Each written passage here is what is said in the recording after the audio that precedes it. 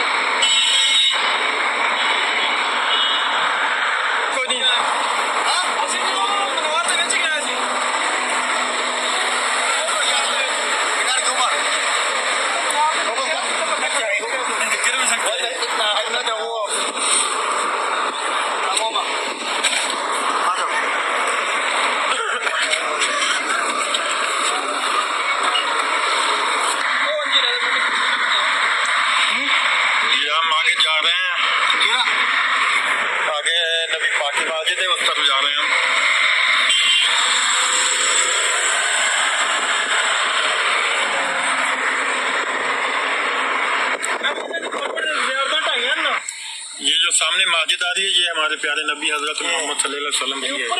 ये सामने मस्जिद है, बहुत पुरानी नबी पाक की। ये आगे सामने आ रही है।